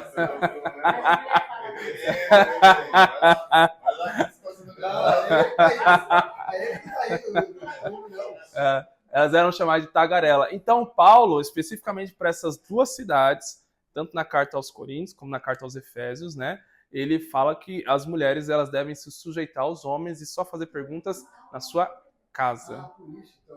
Exatamente. Então, Paulo estava lidando com uma questão cultural da cidade. Não, é loucura, né? É lógico, né? É porque, assim, para o cara estudar o contexto histórico cultural e entender isso, ele precisa entender a vocação dele. Você entendeu? Ele precisa entender a vocação dele. Calma aí, eu fui chamado para pregar a palavra, ensinar a palavra. Então, eu vou deixar de ser preguiçoso e eu vou ler contexto histórico, cultural, entender o que está escrito aqui, qual é essa orientação que Paulo está dando. Agora, quando o cara não entende a vocação, não entende o chamado, mas ele quer falar, aí dá esses problemas aí. Essa e como outras passagens, entendeu? Mas era bem por conta disso. Então, especificamente, tá? Na cidade de Roma era tranquilo. É por isso que na cidade de Roma, aonde que Priscila, esposa de Áquila, ela firmou a sua tenda, né? Digamos assim. Ou seja, ela passou a morar com Áquila. Na onde? Qual cidade? Cidade de Roma. Você vai ver o capítulo 16 da Carta aos Romanos, onde Paulo vai falar dos seus obreiros. Ele vai falar assim, ó. Saúdo a Priscila e Áquila e a igreja que está na sua casa. Ele está falando que Priscila e Áquila estão morando agora em Roma. E antes eles moravam na onde? Em Corinto. Mas em Corinto tinha um problema. Porque Priscila, ela era educadora, ela ensinou Apolo, ela que instruiu Apolo naquilo que Apolo não sabia. Só que provavelmente ela tinha muitas dificuldades com a igreja por conta dessa questão cultural. Então ela saiu de Corinto e firmou residência em Roma, tá? Então, eles já eram super acostumados relacionado a isso. Mas isso também é uma coisa que é um gancho legal quando a gente fala de vocação, né? Existe algumas vocações que em determinados ambientes não vão ser bem aceitas. Não vão ser bem aceitas. Vou te dar um exemplo para você. Eu, Tarcísio, como ensinador, se eu for em uma igreja onde o pastor é contra a teologia, filho, eu posso fazer o que for, eu posso orar, ir no monte. Esquece, eu não vou conseguir exercer o ministério. Só se Deus matar o cara. Entendeu? Não vou conseguir. Então, você tem que discernir também. Calma aí. Eu tenho que discernir a minha vocação, meu ministério, mas eu tenho que discernir o local que eu posso exercer também a minha vocação e o meu ministério. É necessário isso, tá? É necessário. Só que existe um ponto aqui que é muito importante, tá? E eu quero que vocês também anotem isso. A vocação, o chamado, pode custar a sua vida. Eu estou falando de forma literal, tá? Isso aqui não é parábola, não. A vocação e o chamado pode custar a sua própria vida. Literalmente. E aqui eu quero falar uma coisa para vocês que é muito séria. Por quê? A gente tem visto muitas pessoas falarem, principalmente nesses cafés com pastores, as pessoas falarem estritamente, literalmente assim: irmãos, você está acabando com a sua saúde por causa do povo. Não, se afasta do povo e cuida da saúde. Agora, eu te pergunto, quem fez isso na Bíblia? Dos apóstolos? Quem fez isso? Então, calma aí, alguma coisa... Eles sofreram muito mais. Paulo se desgastou pelo evangelho. E se você pegar o apóstolo Paulo, principalmente na segunda carta aos Coríntios, você vai ver que Paulo ele estava tão abismado porque as pessoas estavam pregando contra o seu chamado apostólico, que Paulo tem alguns lapsos ali que parece que Paulo está meio que desorientado. Ou seja, o cara estava irado, nervoso. O apóstolo João chega a falar na sua primeira carta, dizendo assim, ó, olha, eu estou mandando a carta, porque quando eu chegar aí de viva voz, eu quero falar com vocês de boa. Porque ele sabia que se ele fosse naquele estado emocional, ele ia ficar louco com a igreja, com a situação que estava ocorrendo. Paulo também chega a citar isso. Então, assim, esses caras viviam a flor da pele, não era fácil. Eles não tinham coach para falar assim, não, Paulo, olha, não vai para a missão não e cuida da sua gestão emocional. Não existia isso, cara. Não existia isso. Esse aqui é o problema, entendeu? Mas no caso hoje?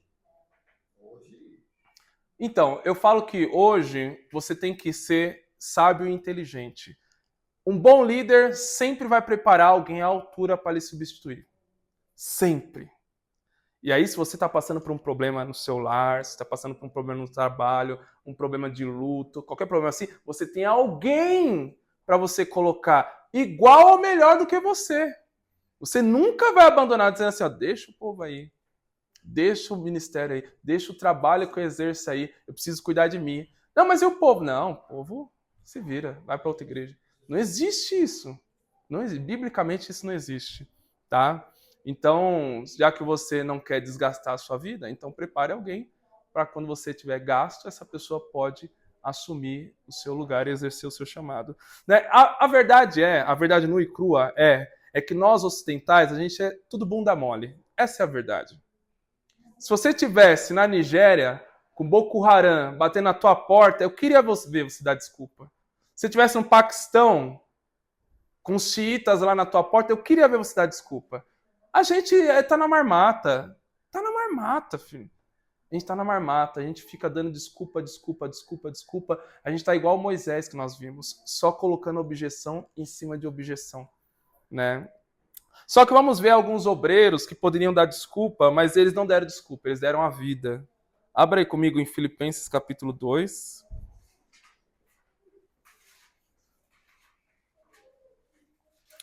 Versículo 25 ao 30.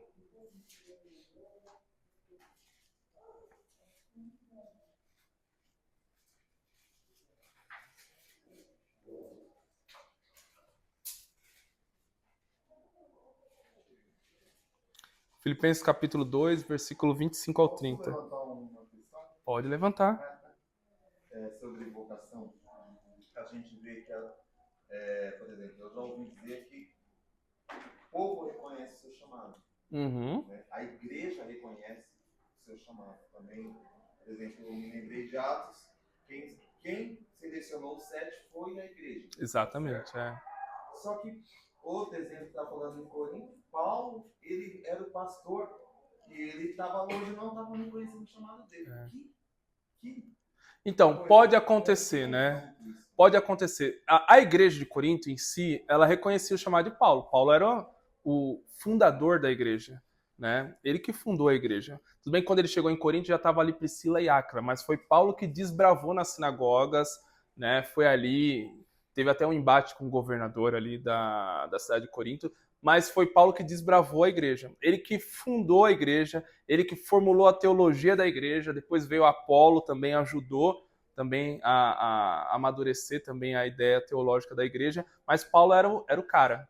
Ele chega a dizer assim, olha, ainda bem que eu não batizei muitos de vocês no capítulo de número 3 de 1 aos Coríntios, mas eu batizei alguns da casa de Cloé, né? Só que veja bem, Paulo sabia que a igreja sim reconhecia o seu chamado, porém os sofistas, o que eram os sofistas? Eram grupos de itinerantes, tá? Que tinha uma filosofia grega muito baseada na oratória e na retórica, então eram os caras bons de lábia, tá? E esses caras se converteram ao evangelho. E quando eles viram Paulo, vocês sabiam que Paulo, ele não tinha essa oratória toda, né? Ele chega a dizer assim que a fala dele não é uma fala tão bonita, mas ele demonstra o evangelho com demonstração de poder. É por isso que ele fala, ó, não venham a vocês com palavra de sabedoria, mas com demonstração de poder. Porque a oratória de Paulo era fraca.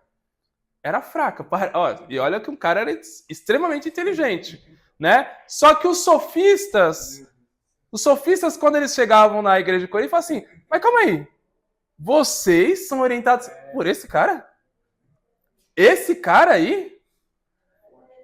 E o que acontece? Não era toda a igreja que tinha absorvido isso, mas alguns irmãos passaram a acreditar que realmente Paulo não tinha a qualificação necessária para exercer o ministério apostólico. Ex- Pega firme, fala o que exatamente. fez, é um trabalho. E aí é por isso que eu falei para vocês no começo. A sua vocação, o seu ministério, você pode ter convicção, você pode estar preparado, mas nem sempre todas as pessoas vão reconhecer e sempre vai haver objeções relacionadas ao seu ministério. E aí o que você precisa ter? Sinais. Sinal cala a boca de qualquer um. Filho. Sinais, obras, frutos. E aí eu faço uma retórica de Tiago capítulo 2, né? Sobre obras e fé. Demonstre a sua vocação pelo aquilo que você fala e eu demonstro com as minhas obras. Quem é você? Toma aqui. Não preciso falar. Demonstro meus frutos. Então, essa é a melhor coisa que tem. E aí Paulo, ele demonstra os frutos. Quando ele pega no capítulo 9, capítulo 10 de 2 aos Coríntios, ele está demonstrando os frutos. Olha aqui a chancela do meu apostolado. Aí no capítulo 11, capítulo 11 e 12, ele abre o véu, né, filho? Daí ele pega e fala, olha, eu fui até o terceiro céu, amigo. Entendeu? Eu vi coisas... Olha a retórica de Paulo. Olha a retórica de Paulo. Eu vi coisas que não é lícito falar.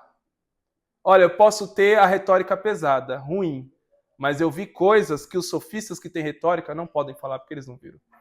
Fui eu que fui lá. Então vocês querem duvidar do meu ministério? Da minha chancela de apóstolo? Para com isso. Você entende? Ele sabe defender. Você precisa também saber defender, mas você precisa ter sinais. Se você não tiver sinais, cara... É por isso que precisa ter dedicação ao ministério. Porque a dedicação, a dependência, a busca, o preparo vai gerar naturalmente sinais da sua vocação, do seu chamado ministerial. E aí, quando levantarem as objeções, você tem sinais para apresentar.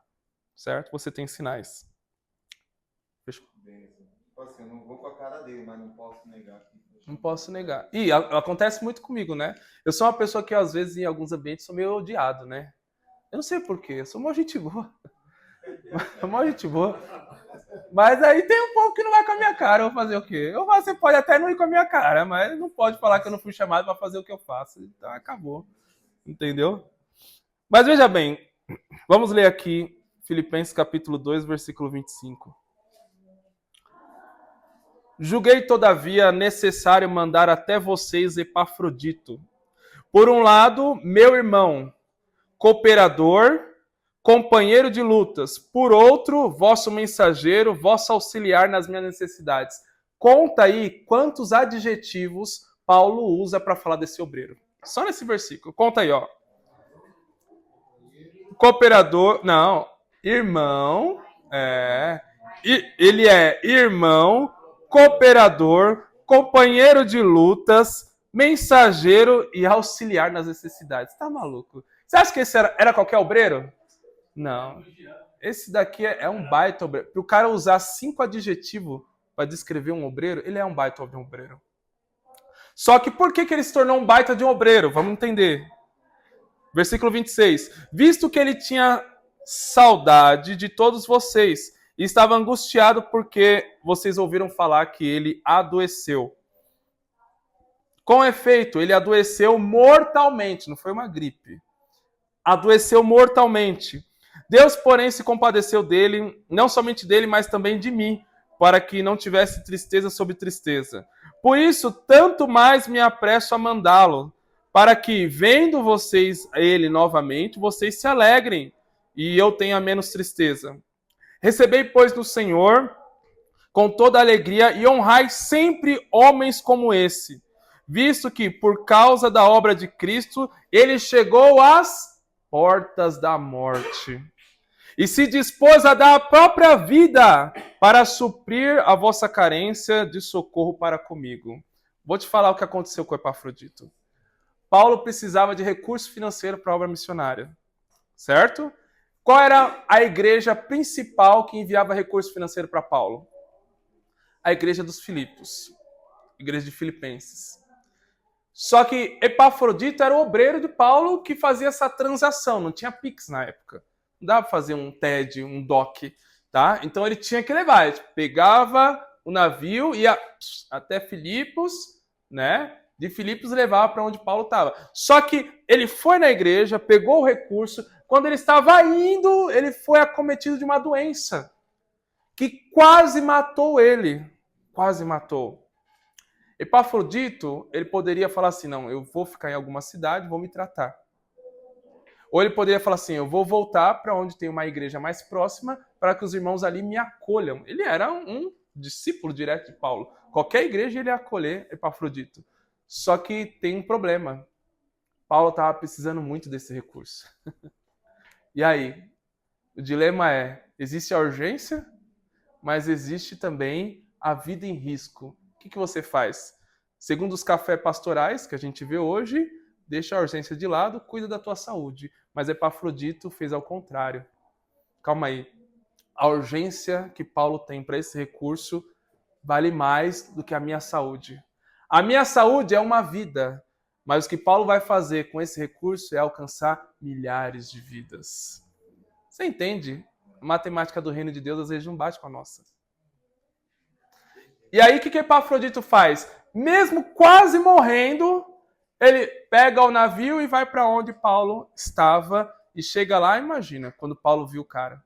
Paulo, meu Deus do céu, o cara tá morrendo. Entendeu? E a igreja de Filipos ficou sabendo que ele estava quase morrendo, mesmo assim fez a viagem, e eles ficaram preocupados. Então Paulo cita ele nessa carta. Tá? Então veja bem que ele decidiu arriscar a vida pela obra de Deus.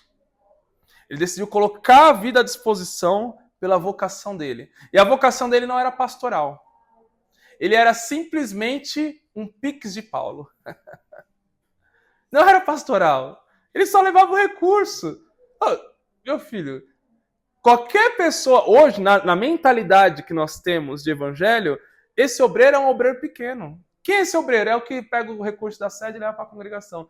Ah, esse daí é qualquer um. É o motoboy da igreja. Você está entendendo? Só que esse obreiro aqui é o obreiro que fazia a obra missionária andar. Porque sem recurso, nem tem obra. Entende? É, de confiança. Então, Epafrodito, ele deu a vida pela causa do evangelho. E muitas vezes a nossa vocação vai custar a nossa vida. Pode ser que sim. Principalmente pastor. Pastor vai morrer mais cedo, isso é natural, tá? Dificilmente você vai jubilar com 90 anos. É normal, pô. Normal, não. Isso é normal. Normal, tá? Normal.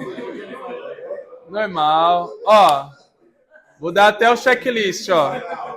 Geralmente vem hipertensão, depois o colesterol fica alto.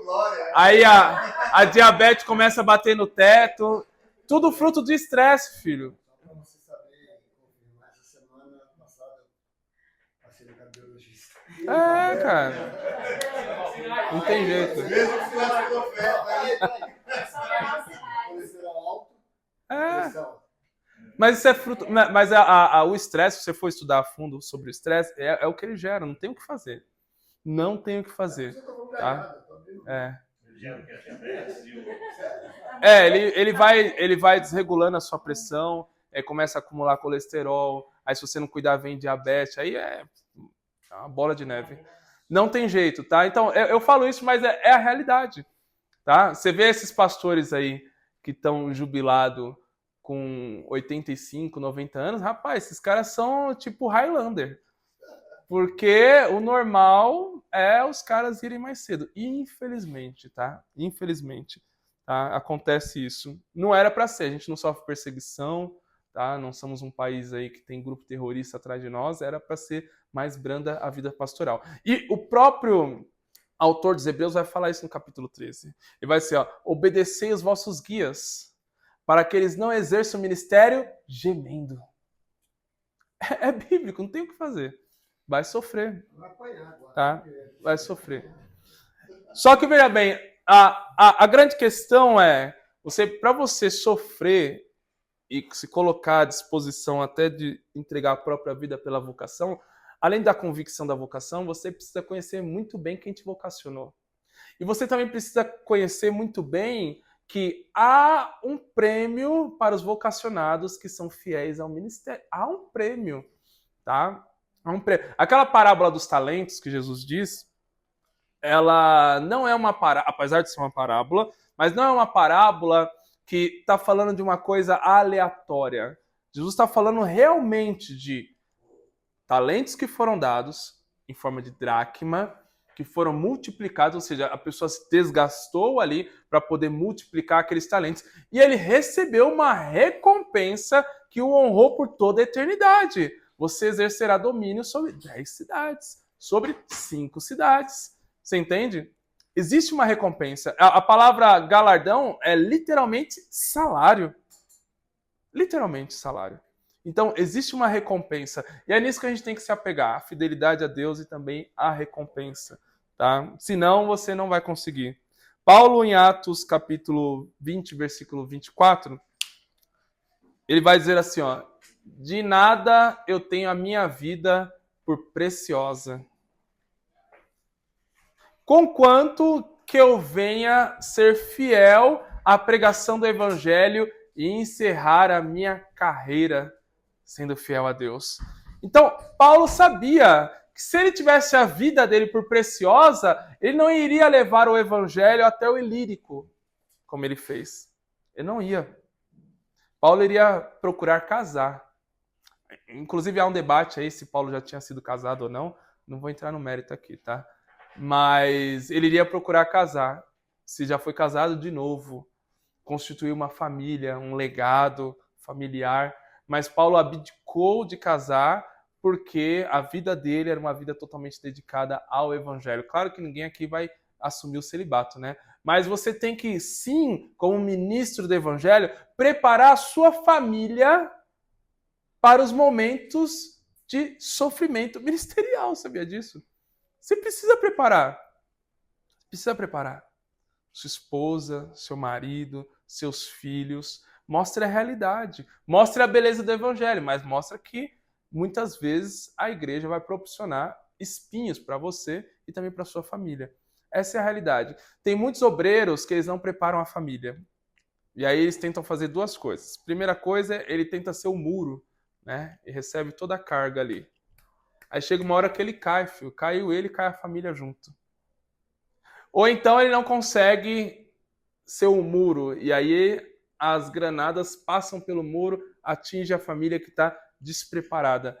Faz parte também da vocação você preparar a sua família para os momentos bons e gloriosos do ministério, mas para os momentos também atribulosos da obra de Deus. E existe. E são muitos, não são poucos. Tá? Mas existe um exemplo aqui na história da igreja. Muito legal, que eu gosto muito desse exemplo, que é o exemplo de Gutenberg. Quem foi Gutenberg? Gutenberg foi o homem que inventou a prensa.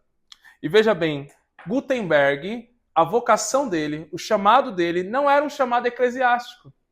Não foi diácono, não foi pastor, não foi presbítero, não foi evangelista. Ele foi um empresário e inventor que inventou a prensa.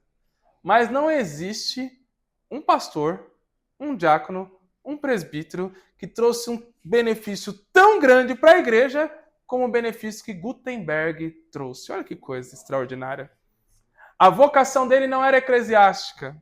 A vocação dele era invenção / empresarial. E ele fez com maestria, tanto é que ele foi o homem que inventou a prensa. Antes, todos os livros eram reescritos à mão, as cópias. Portanto, não existia cópia idêntica, porque ninguém consegue escrever com a letra identicamente a um outro escrito. Quando Gutenberg ele copiou a Bíblia, que foi o primeiro livro que ele imprimiu, foi a Bíblia. Quando ele copiou a Bíblia identicamente, um livro igual ao outro, os primeiros a comprarem foi um padre, né, um bispo da Igreja Católica, e um grande empresário ali da cidade de Mainz. E quando eles pegaram, os dois se juntaram, tanto o padre quanto esse grande empresário da cidade de Mainz. Quando eles viram que o livro do empresário era igual ao livro do padre, eles falaram assim, como que ele conseguiu fazer isso? Sabe o que aconteceu com ele? Foi acusado de bruxaria. Confiscaram a imprensa, confiscaram a casa, confiscaram o patrimônio e ele morreu na miséria. Ele tinha duas opções. Primeira opção é ele negar toda a obra e ele entregar tudo aquilo que ele tinha inventado de mão beijada para esses caras, principalmente para a Igreja Católica. Ou ele segurar o rojão e falar, não, eu fiz realmente a imprensa com a intenção de publicar a Bíblia Sagrada e cópias do manuscrito sagrado. Foi essa a minha intenção. Por isso que foi o primeiro livro que ele imprimiu. Entendeu? E ele levou a sério a sua vocação, ele entendeu o seu chamado e ele acabou na miséria. O chamado, a vocação dele custou a vida. Custou a vida. A gente fala de Gutenberg hoje, parece que ele terminou no filé mignon. Não, ele terminou na miséria. Na miséria. Existe um outro exemplo também da história da igreja, que é a Frida Wirgren, né? Nós somos pentecostais, gostamos muito dela. Talvez. Né? Porque ela estudava muito a Bíblia, né? E os pentecostais estão fracos nesse sentido. Mas a Frida Wirgren, ela era uma mulher que era uma potência. Essa mulher, ela fazia poesia, essa mulher era escritora de jornal, essa mulher escrevia revista de escola dominical, ela ensinava, ela pregava e ela compunha hinos. E ela era enfermeira também, tá? A mulher era uma potência.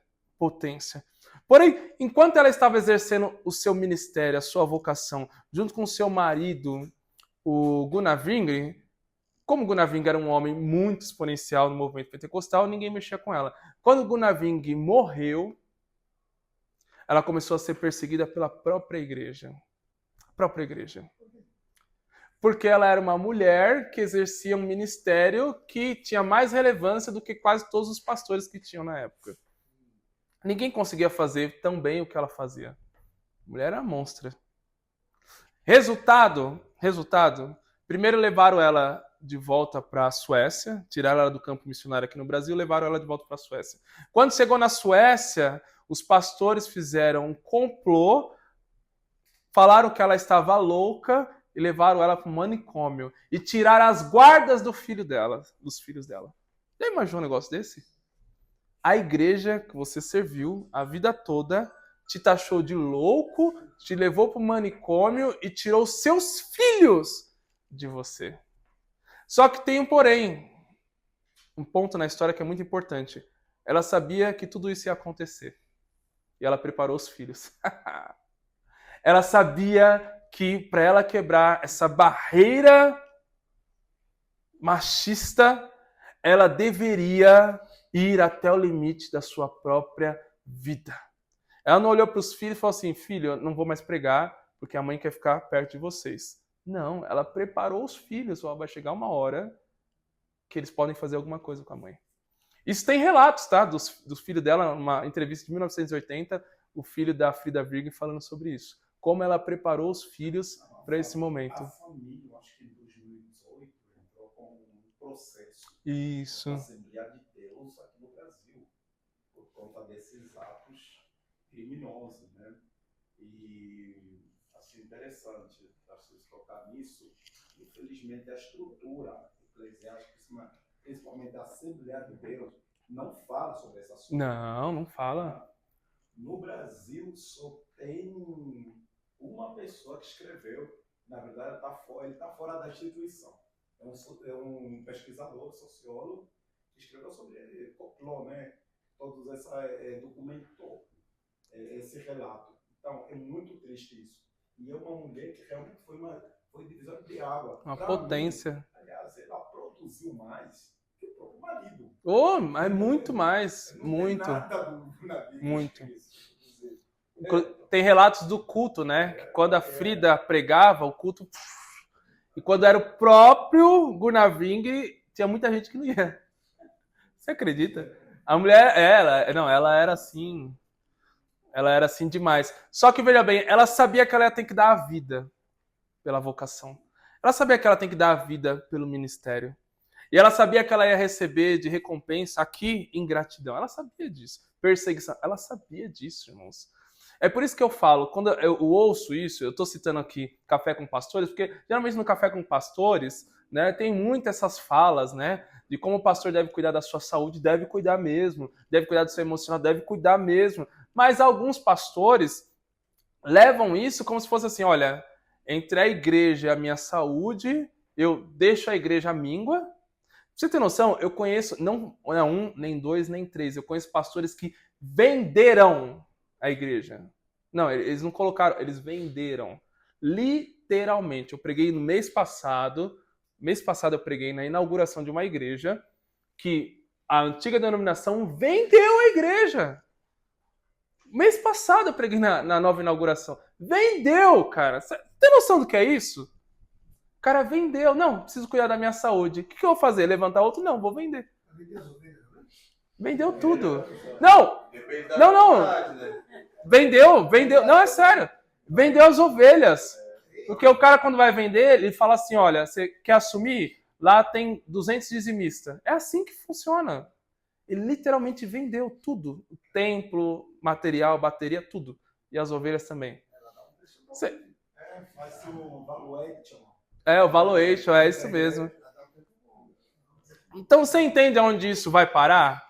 As consequências da gente não entender o evangelho. E existe vários relatos, tá? Se você colocar lá no Google ChatGPT, homens e mulheres que deram a vida e morreram na míngua por causa da causa do evangelho. Você vai encontrar gente, principalmente naquele período da Segunda Guerra Mundial, né? Com toda aquela tramóia nazista. Na Alemanha teve muitos irmãos na fé luteranos que deram a vida pela causa do evangelho.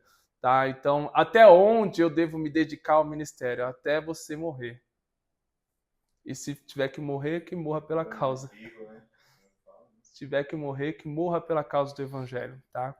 A nossa vida não é tão preciosa assim, tá? Dá um pouquinho de segurada na gestão emocional, não é tão preciosa assim. Vale a pena se desgastar, viu, irmãos? Vale a pena. E a gente não sofreu nada, tá? Você pode pegar qualquer um de nós aqui que está 10, 20, 15 anos, a gente não sofreu nada. Nada. Não tem nenhuma marca no seu corpo, não arrancaram sua orelha, nem seu dedo, não deram tiro em você, a gente não sofreu nada. Então, a gente precisa mais produzir. A gente precisa mais produzir. Entender o chamado, entender a vocação, fazer uma boa gestão do trabalho que a gente está na mão e produzir. E a nossa vocação pode nos custar a vida. Amém? Vocês têm dúvidas? Uma pergunta. O Monte Sinai hoje tem assim, uma coisa, se você for visitar, que vai falar esse lugar que Deus falou com Moisés? Tem a demarcação. Inclusive, alguns irmãos que já foram para Israel e visitaram, falaram que tem meio que umas marcas, né, geológicas no monte, como se alguma coisa tivesse acontecido ali. Tipo, eu não sei porque eu não fui, mas falaram que tem algumas marcas de que o monte realmente fumegou. Existe. Dúvida? Se Deus der graça e saúde, a gente vai. E dinheiro também, viu? Que é caro. 15 milzinho. 15 mil. Com guia, né? Já com guia. Se for pelo Cefotinho, até sai a 8 mil. Olha aí, ó. É agora, hein? Tá, meus queridos? Vamos colocar de pé.